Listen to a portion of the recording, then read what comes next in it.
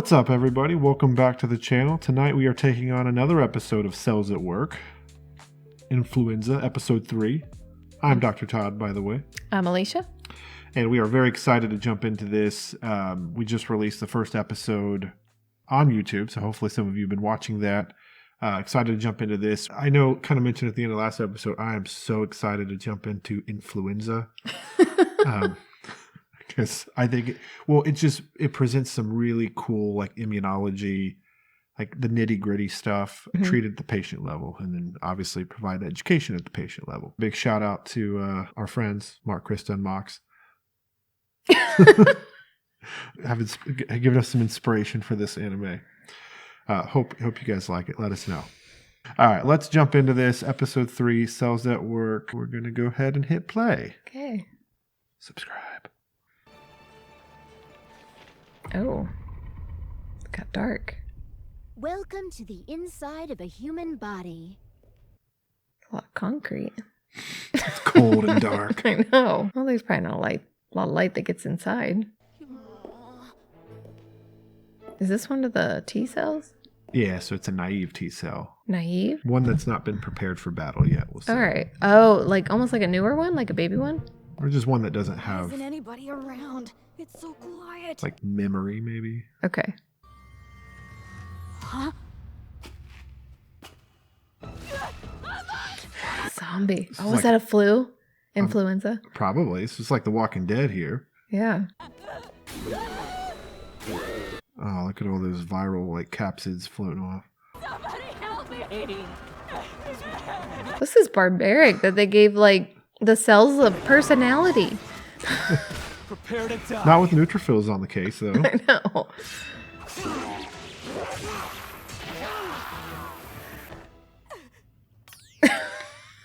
It's a little receptor. I would be dead if it wasn't for you! Sure. I'm a T cell. I mean, almost a T cell. So T cells mature in the thymus, I think, mostly. Naive T cell. And they're going to tell us. An Huh? immature Yep. T cell who has yet to experience an encounter with an antigen. Oh, okay.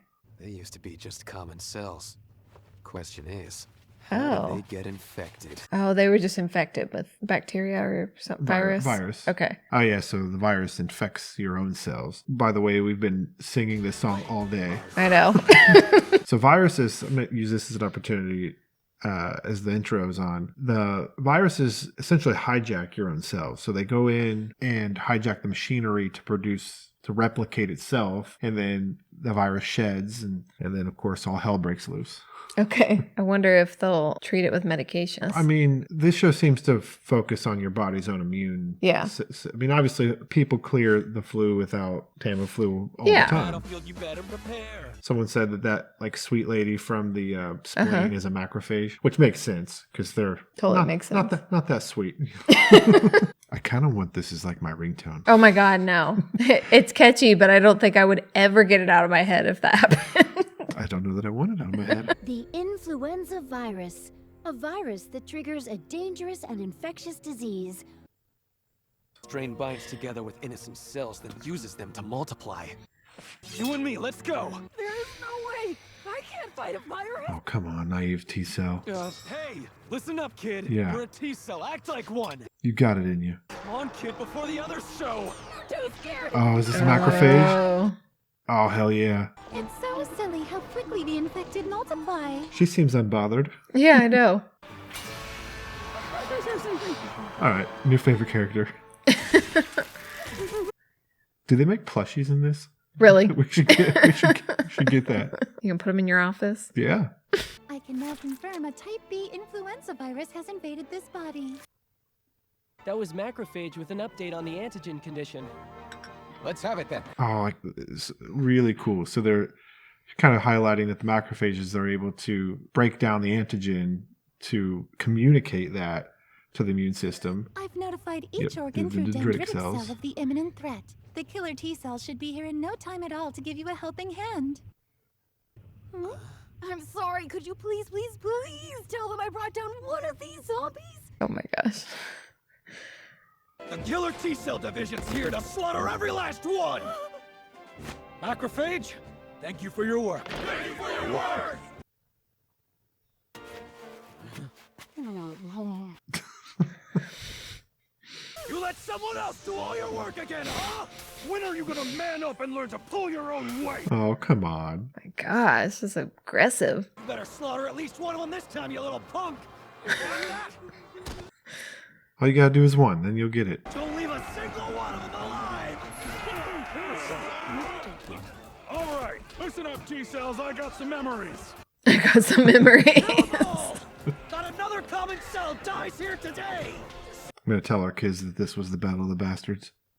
Really? Naïve, no! Oh. Are you trying to get yourself killed? Was he bit? Are we gonna truly turn into like Walking Dead? Oh, he's running away now. Oh. Dendritic cell. Their role is to present bacteria and virus-infected cells that have invaded the body as antigen fragments. They notify other immune system cells of the dangerous breach. Does he tell him what he's supposed to do? No. No. All I do is get in the way. This world will be better off without a weakling like me. Well, that's horrible. Nobody starts out strong, you know. We grow.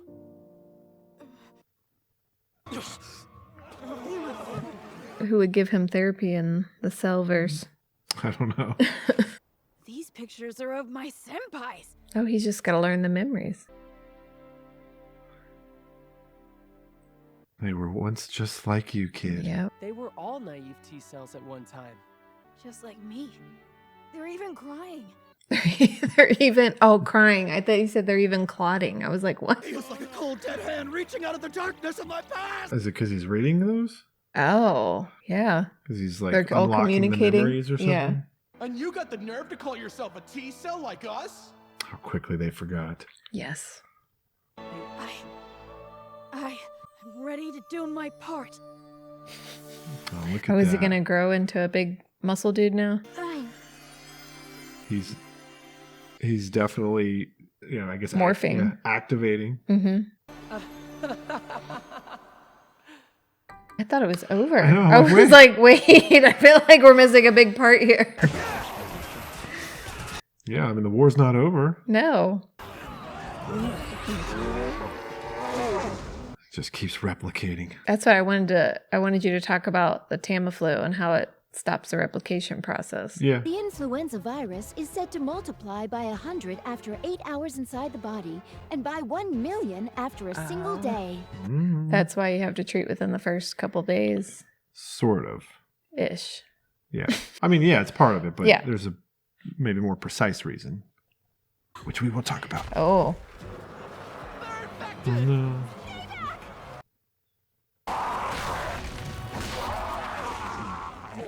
Oh, is this going to be the naive? That naive T cell, all grown up. Everyone, I'd like to apologize for my earlier behavior. I am deeply ashamed. My God. Now I've overcome the weakness that held me back, and I return Look newly at its activated. hair. It's like, gosh. Effector T cell. The state a naive T cell takes after activation. And I've also proliferated. Proliferate. Oh. Oh. So many. Nice. I always knew that kid had it in him. Yes. Mind if I join in? B B cell. cells. Little busy whipping up some antibodies. B cell. The antibody producing cell. We'll put them down in no time at This all. reminds me of the Avengers when Thor made it to Wakanda and like the whole tide, like the whole thing changed. He like came and wiped them all out. Wow. So I think that naive T cell is basically Thor. Okay, basically. But I don't think Thor, what did he call it? Not replicates, but what was the word he used for replicating? Oh, like proliferate? Yeah, there it was. I don't think Thor proliferates. With the tireless and diligent efforts of the immune He's cell. busy. Oh, he's communicating to all the organs. The battle against the virus finally began to turn. Sneeze 25. Are they hearing the human sneeze then? I If they're guess, watching the video, yeah. maybe? They need our help. Stop the nutrients. Pass on the stomach's energy. So they just decrease the appetite level. Oh, like that's a real thing? I mean, I know you're not usually hungry. I don't know. Didn't really think about it. Launching sweat, sir! Launching sweats? Thanks to the teamwork between each organ. The influenza virus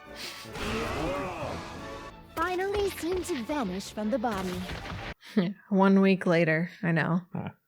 It's a rough week, though. I know. It probably does feel kind of like that. Like left in ruin. Yeah, you got to get your energy back. You're dehydrated. Looks like a new one managed to sneak in. Oh my God. Look at his arm. Oh. Oh. What was that about? Huh? Yeah. Interesting. Is it resistant? Oh no. Mutated? Could this be? Oh, it's a new one. Different strain. This virus features numerous internal mutations. Oh, man. Oh, just when they had it. I know. Been invaded by a type A influenza virus this time. But he turned back into a naive? No, that's not. how Okay, it all right. Where do you think you're going? So the B cells jumping ship. So basically they're saying type A is much rougher. Yes, hello. Oh, look, we This got is the Dendritic platelet. Cell calling, requesting reinforcements, please. Well, gosh, we didn't see how that ended. I know. Looks like they died. No, really? I don't think so. All right, so. Well, they portrayed that type A is much rougher. Yeah, so I mean, they're showing you that type A can be, I mean, it's more challenging typically. Tends to cause more severe illness. Flu B tends to be milder, even though it wasn't super mild until, I mean, obviously the immune system kicked in. Like, this is I mean, again, like I keep saying it, but such a clever way to depict your immune system, how to, like, to educate you on it. And it's, like, extremely accurate down to, like, I mean, really at the molecular level. T cell doesn't, like, regress in terms of its maturity. I think it was probably just saying it was like almost like from a Knocked personality perspective, like reverting back. Flu is one of those things that's extremely common. I mean, everybody knows the term flu. I don't know if everybody knows exactly what it means. It's interesting. Like, so you can get GI symptoms with flu. It's primarily a respiratory virus. Mm-hmm. You can get GI symptoms, although those are probably more common in kids than adults, the vomiting and things. So a lot of times you'll hear people say, oh, I caught the stomach flu. That's not technically a thing. It could be the stomach bug, things like norovirus. But the flu is a respiratory virus, and it will primarily cause respiratory-based symptoms in adults. And then, of course, fever, chills, all body aches, all the things. And that's your immune system responding, by the way. It's not necessarily that it's just the flu doing all of that. It's the body producing inflammatory markers, things like cytokines, which create this immune response because it tries to turn up the temperature. I think they kind of highlighted that in the show, because it tries to create a more hostile environment for the virus. Okay, yeah. Boil it alive. I mean, well, not kind of. I mean, turn the heat up, so cook it so it doesn't eat. No. I guess, so a quick little like lesson on this. So the flu, most people have probably heard the term like H and N, H1N1, H2N2 and all the, so like what does that actually mean? So the H stands for hemagglutinin. The N stands for neuraminidase. There's like, I think 18 different hemagglutinin protein like strains. And I think there's like 11 different neuraminidase strains. And this is specifically for flu A, by the way. You have like some 200 combinations of that, like H1 to N11 to H18 to N, all the way up 1 through 11. Now, only so many of those actually infect humans. Oh, okay. But those are sort of the different strains that we have to contend with. Now, year to year, we try to guess which strains are going to be more prolific based on like, it's an educated guess. Yeah. But you try to guess which strains are going to be more prolific. So that way, just throwing darts at a dartboard. Right. So that way you can generate a vaccine that will be effective against the virus. So the hemagglutinin allows flu to infect a cell. So it allows basically to attach to a cell in order to enter the cell, to hijack it. The N, or the neuraminidase, is what allows the virus then to like replicated virus that is to exit the cell. So then to then proliferate out and then infect many, many more cells. And so that's how Tamiflu works. Tamiflu actually is what's called a neuraminidase inhibitor. So it blocks that second part. So you don't get the viral replications exiting the cell. So it sort of slams the door shut on it so that it can't get out and infect other cells. This is why it's important to take early in flu before because if it's replicated and exited the cell 100 times over or thousands of times over, well then the Tamiflu is not exactly going to be super effective. So by blocking that exit for those that have not exited the cell yet, you allow your immune system to fight a much fairer fight. Like you give it less virus to overcome. And so that's kind of how that works. And then I think something that is kind of interesting then, so flu B is a little different. There's like 2 primary lineages of that. So it doesn't have the H's and the N's. And the flu vaccine is typically a little bit better against that. Okay. One question that comes up a lot, I'm going to assume for the most part of people who are watching this, they're probably maybe a little more like interested in this kind of thing. You probably all know that the flu vaccine isn't perfect at terms of, say, preventing the flu. But what I always tell people is that even if it's not perfect at preventing it, significantly reduces the severity of illness. Yes. So you're much less likely to end up in a hospital on a ventilator and all those things if you've had the flu vaccine, even if it doesn't outright prevent the flu. So that's one thing that I think is important. Another thing that's important is obviously most people I think kind of know the flu vaccine doesn't give you the flu. You can have an immune response to the vaccine, which can make you feel bad, but it doesn't, it's a dead virus. So it's a dead vaccine, sorry. So it's not infecting you with flu. Well, that's interesting because I know a lot of people will say that they got the vaccine and then they got the flu like immediately after. And they always say that, which I know a lot of people don't necessarily believe it, but they'll say that you likely already had the virus in your system when you got the flu vaccine. And this year that happened with our daughter. Mm-hmm. She was having symptoms before we went and got our flu shots. And that morning she kind of had a little bit of a headache and a runny nose and then gets her flu shot. And then we thought the next day she's just having some... Oh, it was like that night. She was it that night? Yeah, she was like, I think started to run a little fever. Like, well, maybe, because you can have an immune response. Like, well, maybe she's running a fever from the vaccine. Nope. Yeah. She already had the flu. So. Yep, straight up flu. But, it does make you wonder then if that immune response that you generate to the vaccine might have helped shorten the duration of her flu symptoms. She did get vomiting this time. Yes, her and our son. They both had it when first we'd seen that in our house with the flu. So, and that was flu A. Mm-hmm. Now, another interesting concept, which is, again, a little more in the weeds, but there's this concept of antigenic shift and drift. And this is what keeps the flu evading us. This is why it's hard to pin down exactly what strains are going to be because of what's called antigenic drift. And the idea is that the antigens sort of, not significantly, but sort of mildly, subtly change. And this is where the H's and N's kind of come into play, where they can kind of change their form. Basically, this is what produces seasonal flu every year. And then there's the other term called antigenic shift. Now, this is a more significant, this is what would cause like pandemics. This is when a human strain and like an animal strain blend, and then you get like new genetic material that the body is not used to, or that the human body is not used to. So like when you think of swine flu or bird flu, that's kind of what they're talking about with that. Okay. Every so often you'll have that like major pandemic. That's a direct result of that. And so this kind of got me thinking then too about like other viruses. So we have chronic viruses that when they invade our bodies, we don't get rid of them. Things like HSV, which causes mouth ulcers or herpes. That's an HSV virus that the body can kind of beat back, but you don't ever get rid of it. It actually remains latent, so sort of in a non-active form, and it hides out in your nerve ganglion cells.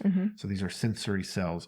This is why shingles is very painful. By the way, a little, I guess, fun fact, some of you may know this, but shingles, because it lays in those sensory nerves, those ganglion nerves, it can only affect that particular dermatome. And so this is why the rash and the pain will be in sort of a slice of the body, almost like if you kind of took a line through the body. And so one clever thing will be if a rash pops up on the body and it's painful and you're not sure if it's shingles, one question is asked, does it cross the midline? Is it on both sides of the body if you cut the line down half? And if the answer is yes, then it's not shingles. It can't be. So that helps us sometimes diagnose in the clinic. And then there's EBV, Epstein-Barr virus. That's what I was about to say. So this lives in lymphocytes. This actually lives latent in your immune cells, which is interesting, in your B cells. Does it come back out? It can reactivate. It can? People can get like recurrent EBV. Which causes mono, right? Or recurrent mono, where they can maybe get lymph nodes to swell, feel kind of run down. And that's a hard one. You wouldn't necessarily know, right? Right. You really couldn't know. And all of these viruses that are latent will try to emerge. The reason that they're kept subdued is because you have a strong T cell system, like these helper T cells and the cytotoxic T cells, kind of like this episode displayed. This is why as we age and our T cell immunity kind of weakens, this is why we become susceptible to things like shingles. That makes sense. Or if we're under a lot of stress, because the immune system can kind of weaken. What about the pneumonia shot? When you're older, that's different. That's then, different. Right? So that's protecting against a bacteria. Okay. And so these are viruses, bacteria. Of course, you can get vaccines to both. But bacterial vaccines are usually like developing an antibody to like a protein capsid or something. Okay. So then you have like hepatitis B and hepatitis C, right? So those will live in hepatocytes. So that's a liver cells, and hepatitis B actually lives in the nucleus. And then kind of that leads me to talk about what is probably then the most kind of one of the more interesting viruses, and that is HIV. HIV, how that kind of works is it stays hiding in the cell. And so this is how it evades the immune system, but it also targets T cells. It destroys T cells. And so some of these other viruses that I mentioned, they lay latent inside the cell, trying their luck occasionally, but they're staying. I kind of think of it like a prison. The cells are cells. And so the viruses are sort of kept in there because if they try to come out, they're going to be attacked by the guards. And they may occasionally peek their head out to see if the guards are watching. But as long as the guards are staffed, as long as the prison is funded, I guess, then you're going to be able to fight those off or keep those back. Whereas HIV comes in and it wipes out all the guards and it opens all those cell doors and says, all right, guys, my friends, come out and play. So it allows So it's not even the HIV. Not necessarily. Yeah. It's these opportunistic infections, which is kind of where you get to AIDS, where you get a low T cell count and what we call an AIDS defining infection or AIDS defining lesion. So HIV is one of those very interesting ones that obviously we can't kill it. Now with proper medication, you basically help replenish those T cells. You keep HIV from getting the upper hand. So that's how those antivirals tend to work. It's like a constant war. It is. The show is displaying that kind of sort of constantly at war to some degree. And while all that stuff's going on, you still have cells behaving, kind of normally, kind of away from the fray. You have platelets playing hopscotch and things like that. So it's kind of interesting. And then I think the last, because I hope you can tell, like, ever since I saw the title of this episode, I've been excited to talk about some of this stuff because it's pretty cool. Yeah. And then on the topic of vaccines, so I know we talked about the flu shot. The reason that some viruses can be sort of eradicated, if you will. So if you take like polio and measles, or at least what we should have had, sort of a measles eradication. In order to be able to do that, a couple things have to be true. So the virus has to be what we call antigenically stable, meaning not a high mutation rate or like a very low mutation rate. Okay. Like flu is obviously a high mutation rate. High mutation. So you can't really stay ahead of it. Yeah. But something like polio and say measles are very antigenically stable. They also have to have a heavy, what we call extracellular presence or extracellular activity, because it's extracellular space that these antibodies and T cells and all that are doing their work. Mm-hmm. This is why then if there's ever that potential exposure or attempt, that your immune system is going to squash it. And then of course the concept of herd immunity kind of comes into play then, where if most of the population has been vaccinated against it, it increases the vaccine success rate. Yeah. All right. Anyway, wow, got all that out. Did I cover everything? I don't know. I think so. All right. I think, That's a good go. All right, good. I hope that was helpful for some. I hope I didn't bore anybody.